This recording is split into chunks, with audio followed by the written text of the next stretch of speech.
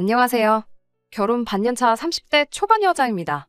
얼마 전 개념 없는 남편과 시댁 식구 때문에 파혼했습니다. 제가 어렸을 때 저희 집은 정말로 형편이 어려웠습니다. 항상 땀에 젖어 고생하시던 아버지와 이른 아침부터 늦은 밤까지 식당 일을 하시던 어머니의 모습이 아직도 눈에 선할 만큼 고생을 많이 하셨어요. 그리고 나중에서야 아버지는 동네 막힌 하수구들을 뚫으며 돈을 벌어오셨다는 사실을 알았네요. 행여 자식들 학교에서 놀림받을까 걱정되어 일부러 먼 동네까지 가서 일하셨다고요. 긴 고생 끝에 본인만의 노하우를 익히신 아버지는 본인의 회사를 세우셨습니다. 사실 아버지가 처음에 일을 시작하실 때만 해도 하수구 청소가 무슨 돈이 되겠냐며 여러 사람들한테 싫은 소리를 많이 들으셔대요. 그러나 다행히도 그 사업이 자리를 잘 잡게 되면서 지금 벌써 20년 넘게 하수구 청소업체를 운영하고 계시고요. 그렇다 보니 이제는 관공서들과의 정기적인 계약도 있고 제법 안정적인 상태입니다. 그러다 보니 지금은 아버지에게 직접 일을 배우고 싶다며 찾아오는 젊은 사람들도 덜어 있더라고요. 그리고 현재 저는 서울 소재의 중견기업 인사팀에서 일하고 있습니다. 사실 공부를 더 해볼까 하는 생각도 있었기에 연애나 결혼에는 딱히 관심이 없었습니다. 그런데 회사 내 선배가 자기 생각해서 소개팅 한 번만 나가달라고 사정을 하더라고요. 그렇게 억지로 나가게 된 소개팅에서 지금의 남편을 만나게 된 거죠. 지금은 은퇴하신 시부모님과 함께 살고 있다는 남편은 호감형 외모에 유쾌한 사람이었어요. 매사 긍정적으로 보고 너무 진지하게 빠지지 않는 남편과 있으면 시간이 어떻게 흘러가는지 모를 만큼 즐거웠어요. 회사 생활로 지친 저에게 활력이 돼주는 사람이었죠. 그래서 남편이 결혼하자고 했을 때도 걱정보다는 앞으로 얼마나 더 즐거울까 기대만 되더라고요. 그런데 지금 생각해보면 제가 얼마나 생각이 짧았던 건지 후회가 됩니다. 결혼 이야기가 본격적으로 진행이 되면서 자연스레 시댁에도 인사를 가게 되었습니다. 전원주택에 살고 계신다던 시부모님이 실제로 거주하시는 곳은 다세대 연립주택이었고 반지하방을 쓰고 있었어요. 제가 당황한 기색을 숨기지 못하자 남편은 별일 아니라는 듯이 여기도 마당이 있으니 전원주택 아니겠어? 라고 말하며 웃어 보이더라고요. 주인집 마당이기는 하지만 어쨌든 마당이 있고 자연을 느낄 수 있으니 그게 전원주택이랑 다를 게 뭐가 있냐는 논리였어요. 하지만 이미 시부모님이 제가 올 걸 알고 계시는 상황에 집이 말한 것과 다르다고 나갈 수도 없었어요.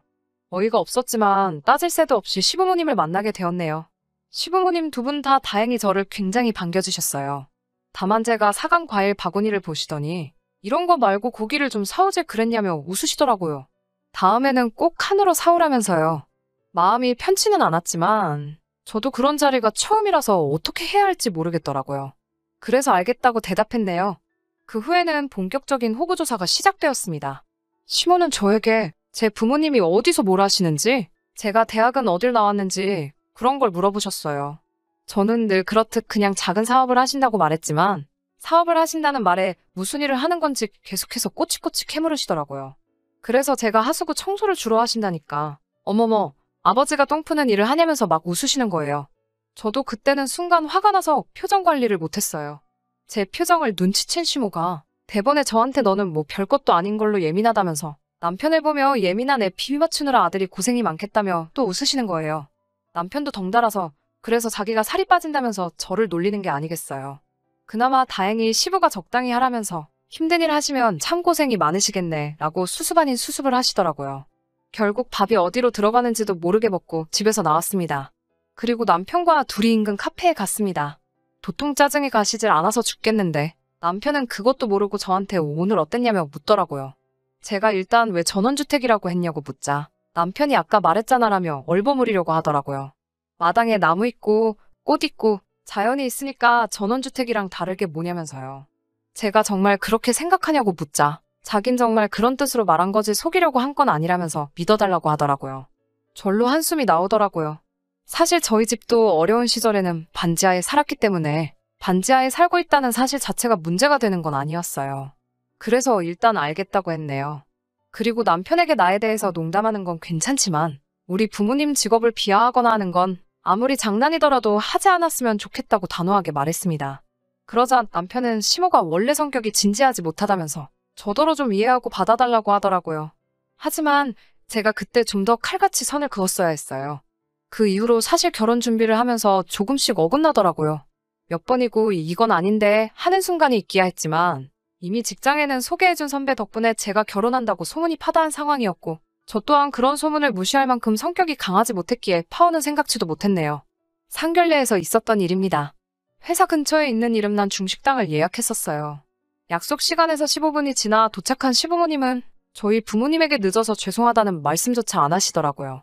기껏 하신다는 말씀이 식당이냐고 찾기도 어려운 데 있다면서 저더러 다음에는 1층에 찾기 쉬운 곳으로 고르라고 핀잔을 주시더라고요. 그리고 이윽고 음식이 나오기 시작했어요.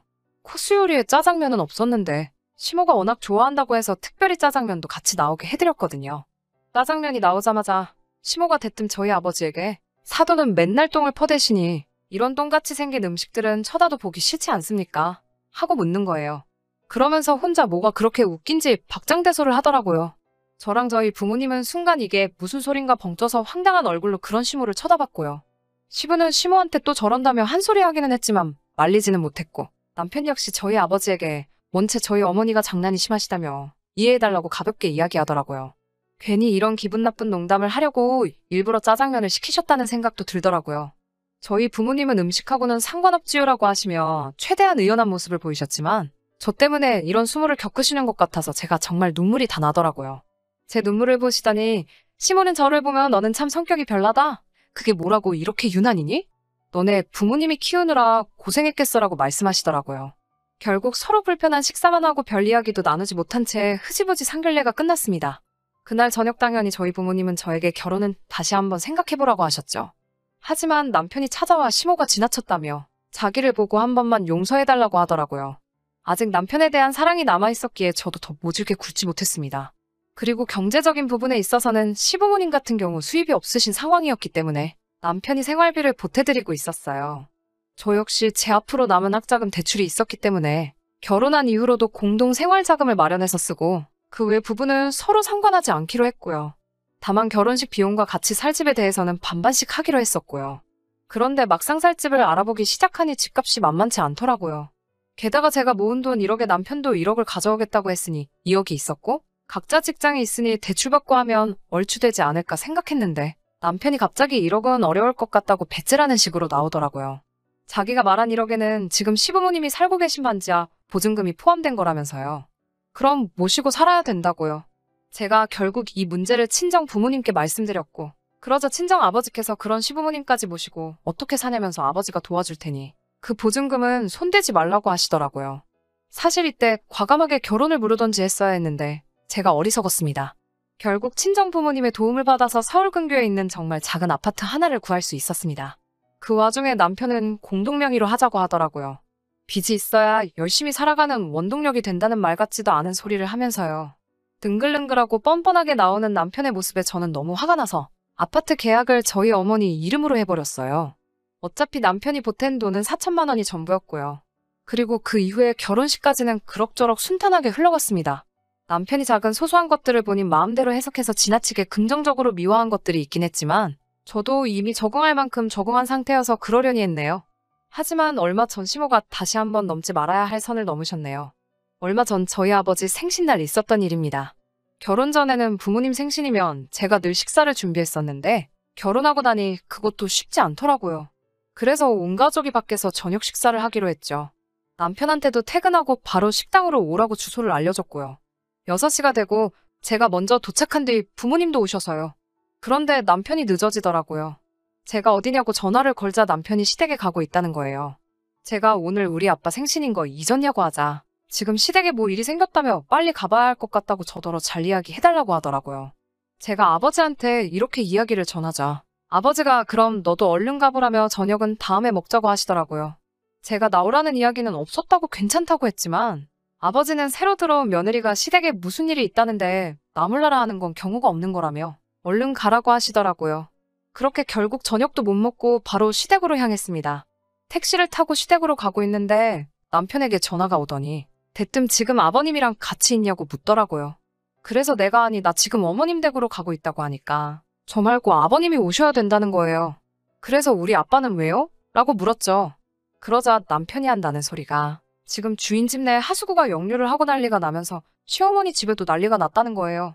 그런데 어머님이 주인 집에다가 사돈이 똥 푸는 회사를 한다고 자기가 지금 부르겠다며 걱정 말라고 큰 소리를 치셨대요. 그 이야기를 듣는데 얼마나 화가 머리 끝까지 나던지요. 제가 택시 안에서 소리를 질렀습니다. 지금 제 정신으로 하는 소리냐고요. 그러자 남편은 가뜩이나 지금 반지하 전세 계약 기간이 얼마 안 남아서 시부모님이 어떻게든 주인 집에 잘 보여야 되는 상황이라며. 그러니까 저더러 시부모님 모시고 살기 싫으면 아버님하고 와서 빨리 하수구를 뚫으라는 거예요. 제가 아니 다른 사람 불러서 하면 되지. 왜 우리 아빠를 찾냐고 소리를 지르니까 니네 아빠가 잘 뚫는다며 라며 남편도 질세라 소리를 지르더라고요. 사돈한테 번번이 똥 푼다고 뭐라고 하는 것도 열받아 죽겠는데 장인 어른한테 니네 아빠라고 하는 남편의 싸가지를 보니 내가 미쳤다고 이런 인간이랑 결혼을 했나 싶더라고요. 저는 차를 돌려서 바로 저희 아파트로 향했습니다. 아파트에 도착해서 여행 가방을 꺼내 눈에 보이는 남편 짐이란 짐은 다 때려 넣었어요. 그리고는 다시 택시를 불러서 그 가방을 챙겨서 남편 시댁으로 향했습니다. 도착하니까 시어머니는 저한테 가족끼리 돕고 사는 거지. 똥 푸는 기술은 아껴서 남한테 쓰는 거냐며 비아냥거리더라고요. 남편도 장인어른을 다시 봤다는 개소리를 하더라고요. 저는 하수구 역류로 똥물이 가득한 시어머님 댁에다 남편 여행 가방을 내동댕이 쳐버렸어요.